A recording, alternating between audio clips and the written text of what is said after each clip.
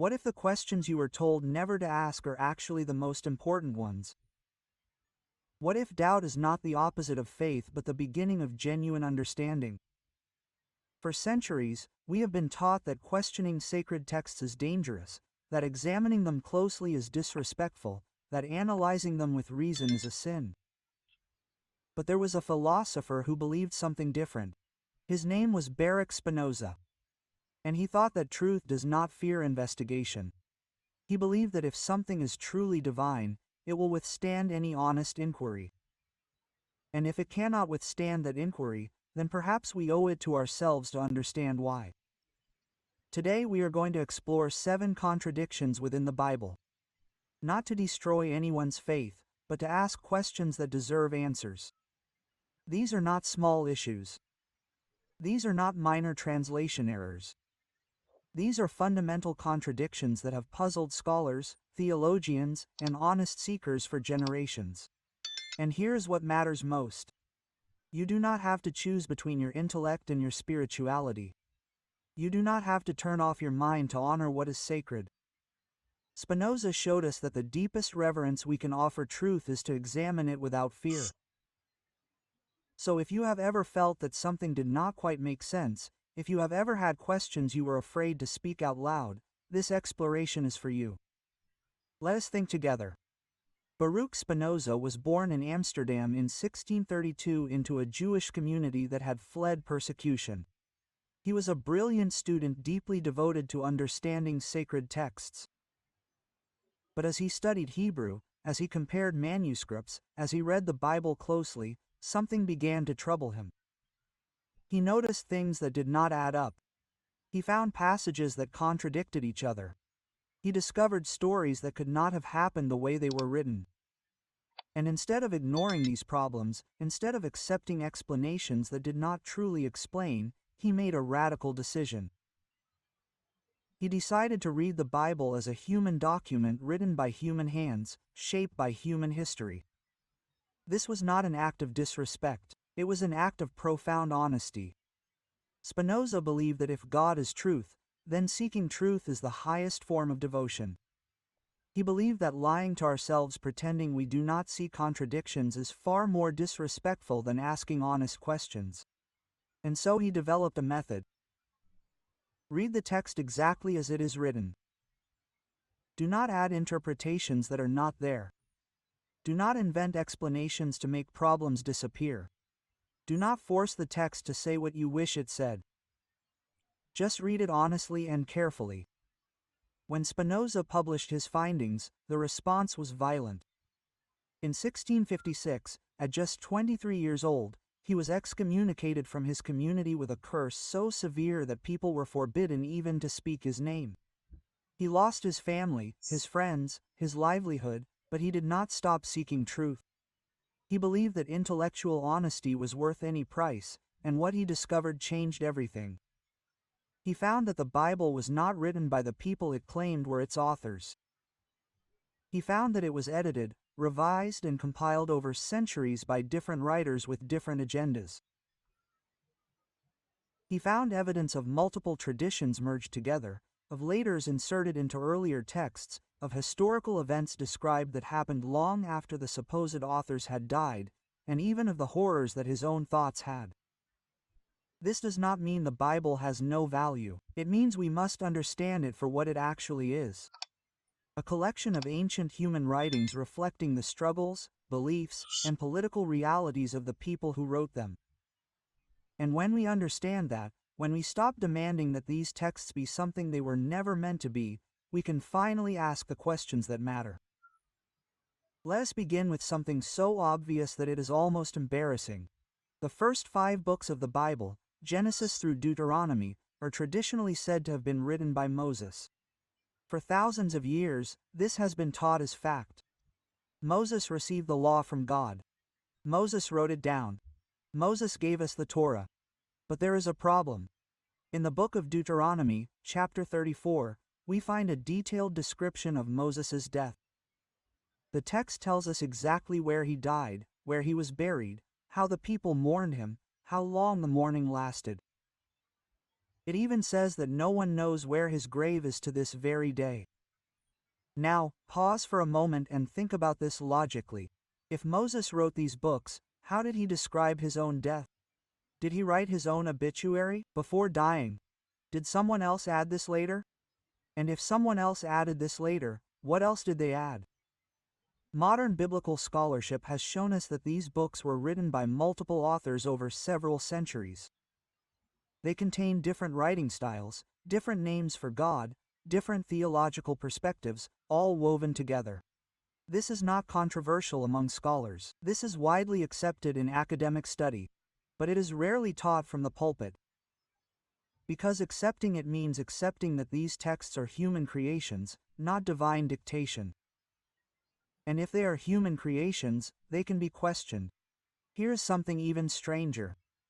In Genesis chapter 2, God tells Adam that if he eats from the tree of knowledge of good and evil, he will die that very day. Quote, "In the day that you eat of it, you shall surely die." That is a clear statement. Eat the fruit, die that same day. Then the serpent comes along and tells Eve, "You will not surely die." God knows that when you eat of it, your eyes will be opened and you will be like God, knowing good and evil. Quote, "So who told the truth? Adam and Eve ate the fruit. Did they die? No, according to the text, Adam lived 930 years. Their eyes were opened. They did gain knowledge of good and evil. Everything the serpent said would happen. Everything God said would happen did not happen. Now we can invent explanations. We can say God meant spiritual death or eventual death or metaphorical death. But that is not what the text says. The text says in the day that you eat of it, and that day they did not die. This creates a philosophical problem. If we claim the Bible is inerrant, if we claim every word is exactly as God intended, then we must face this question. Why does the being presented as evil tell the truth, while the being presented as perfectly good makes a statement that proves false? This is not about being anti-religious. This is about reading carefully and asking what the text actually says versus what we have been told it says. In different parts of the early Bible, God is called different names. Sometimes Elohim, sometimes Yahweh, sometimes El Shaddai, sometimes Adonai. We have been taught that these are just different titles for the same God, like calling someone by their first name or their formal title. But when scholars analyze the text closely, something fascinating emerges. Passages that use the name Elohim have a different writing style, different concerns, different theology than passages that use Yahweh. It is as if two different traditions were merged together, and archaeological evidence supports this. Ancient Israel was not always monotheistic. There is evidence of a time when Yahweh was worshipped as one God among many, when he had a consort goddess named Asherah, when different regions worshipped different deities.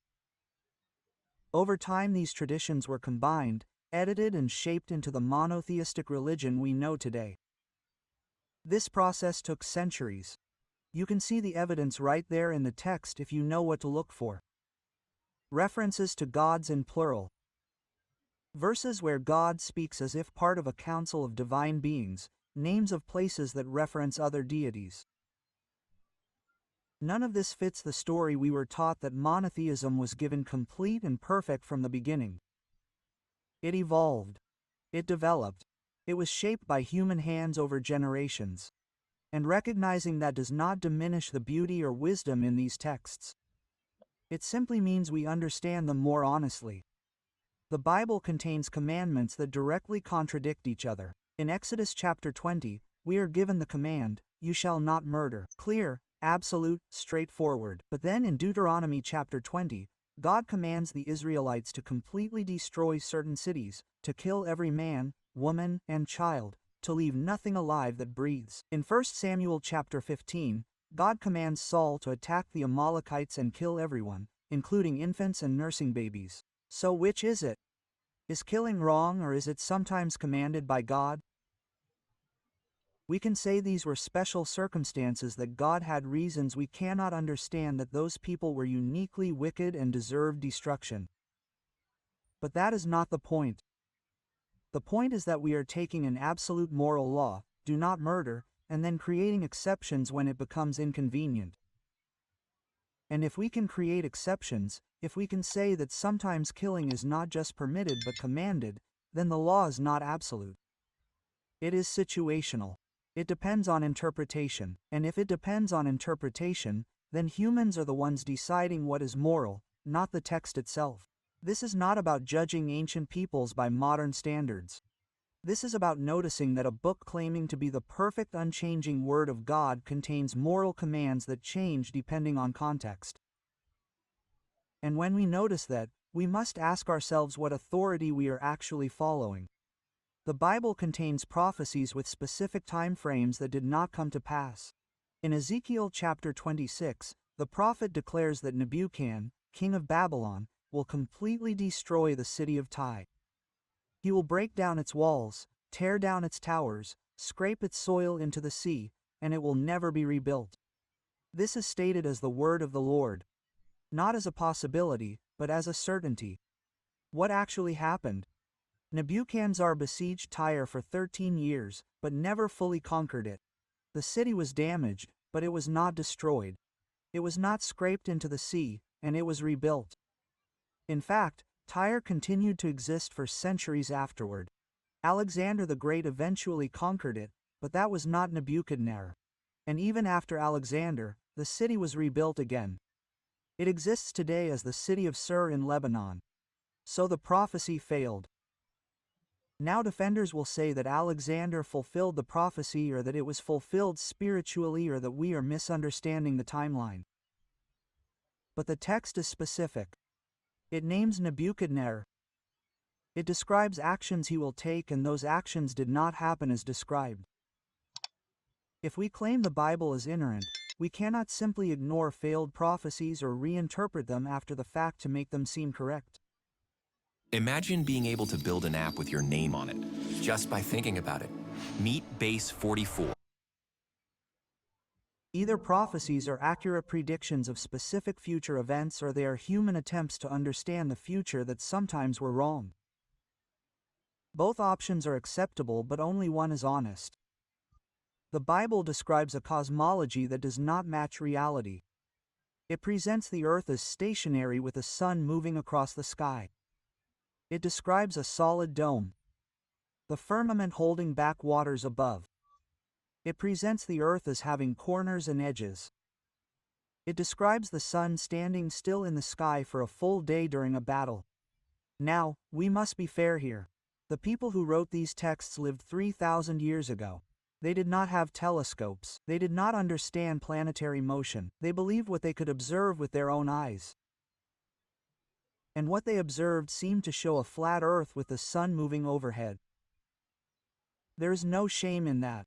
But here is the problem. If we claim that every word of the Bible is divinely inspired, that God Himself guided every description, then why does the Bible reflect the limited scientific understanding of its human authors? Why doesn't all news? Incorrectly? We can say these passages are poetic, not literal. We can say they use the language of appearance describing what things look like rather than what they are, and that is fine. But then we are admitting that not everything in the Bible should be taken literally. That human perspective shaped the text, that the authors were limited by their time and knowledge. And once we admit that, we have opened the door to asking what else might be limited by human perspective rather than divine perfect.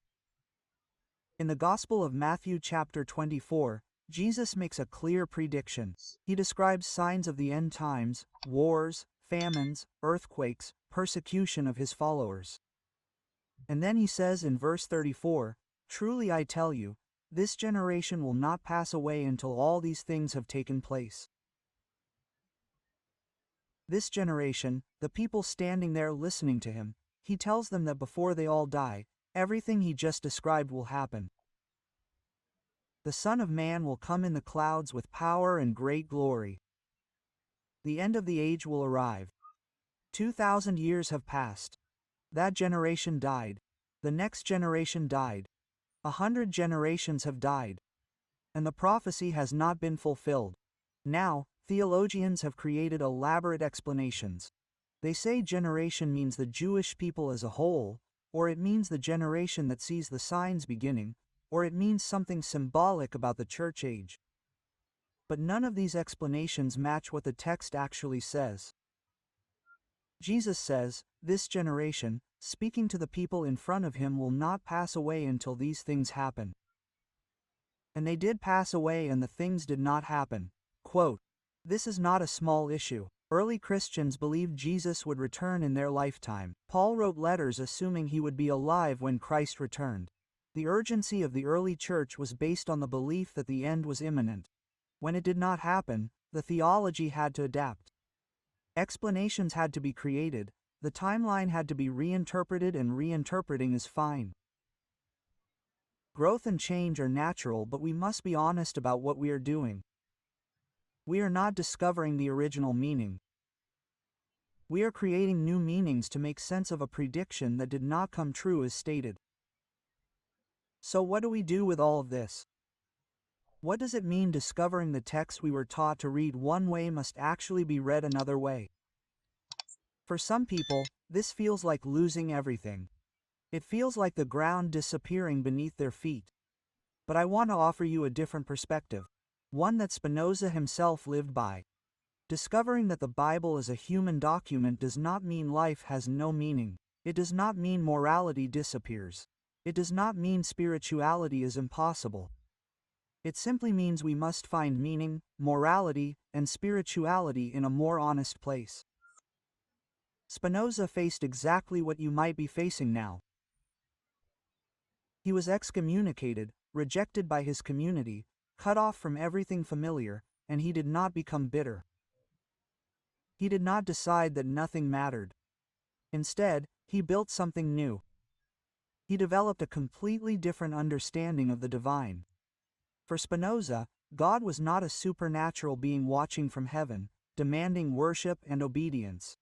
God was nature itself. God was the interconnected reality of everything that exists. God was the laws that govern the universe, the beauty that emerges from complexity, the profound mystery of existence itself. You do not need a church to connect with that. You do not need a priest to interpret for you. You do not need an ancient text to tell you what to believe. You simply need honesty. You need openness to truth wherever it leads. You need the courage to trust your own reason and your own experience. This is what I want you to understand deeply. You can release the contradictions and keep what is valuable. You can let go of claims that do not hold up and still honor the wisdom that does. You can stop defending the indefensible and start building your understanding on solid ground. The guilt you were taught to carry about original sin, you can release it. You did not inherit corruption from Adam and Eve. You are not broken from birth. The fear of eternal punishment that was used to control you, you can let it go. Hell was not part of early Jewish thought. It was added later, borrowed from other cultures, used as a tool of control. The obligation to follow laws that make no sense to you, you can examine them. Ask which ones reflect timeless wisdom and which ones reflect ancient cultural practices that no longer apply. The idea that you must not question that doubt is sin, that thinking for yourself is rebellion. You can reject it. Questions are not the enemy of truth. Questions are how we find truth. Does this mean you must abandon all spirituality? Not at all. It means your spirituality can finally be based on what is real rather than what you were told to believe. It means you can experience without needing miracles that defy logic. It means you can feel connected to something greater without needing supernatural intervention. It means you can live ethically because you understand the value of compassion, not because you fear punishment or hope for reward. Spinoza found the divine in nature, in the order of things, in the connection between all living beings. He found peace not by clinging to comforting lies but by embracing difficult truths. He found freedom, not in obedience to authority, but in thinking clearly and living authentically, and you can find the same thing. Yes, there will be grief. When you release beliefs you held for years, even decades, it hurts. You are letting go of something that shaped your identity, that connected you to family and community, that gave you comfort in difficult times. That loss is real and you should allow yourself to feel it. But on the other side of that grief is something powerful. Never, and I mean never, ask, how was your weekend? Clarity. The relief of no longer living in cognitive dissonance, no longer twisting your mind to make contradictions fit. Peace. The deep peace of knowing that your beliefs align with your reason, that you are not lying to yourself anymore. Freedom. The incredible freedom of standing on your own intellectual feet, of trusting your own judgment, of not needing external authority to validate your thoughts. You have always known something was not quite right. You have always had those little doubts that pushed you down because you were taught that doubting was dangerous. You have always felt the tension between what you were told and what your experience showed you. You were not crazy. You were not weak. You were not sinful. You were honest. And honesty, the willingness to see the truth even when it is uncomfortable, is the highest virtue a human being can have. This is not the end of the conversation. This is the beginning. Philosophy does not give you final answers and tell you to stop thinking. Philosophy invites you into a lifelong journey of questioning, learning, and growing. Spinoza spent his entire life seeking truth, and he never stopped. He never claimed to have all the answers. He simply committed to following reason wherever it led, to being honest about what he found, to living with integrity, even when it cost him everything. And that is what I invite you to do. Keep questioning, keep learning. Keep seeking truth with an open mind and a sincere heart. If this exploration resonated with you, if it gave you permission to ask questions you have been holding inside, if it helped you see that intellectual honesty and spiritual depth can coexist, then share this with someone who needs to hear it. Someone in your life is struggling with the same doubts you once had. Someone is afraid to speak their questions out loud. Someone needs to know that it is okay to think, to doubt, to seek truth. Leave a comment sharing your thoughts. Tell us where you are watching from. Tell us which contradictions surprised you the most. Tell us what questions you are still holding. And subscribe to this channel because we are going to continue exploring these deep philosophical questions together. We are going to examine ideas that matter, challenge assumptions that need challenging, and search for truth with courage and honesty. Remember, seeking truth is not an act of rebellion. It is an act of profound respect for reality itself. Thank you for thinking with me.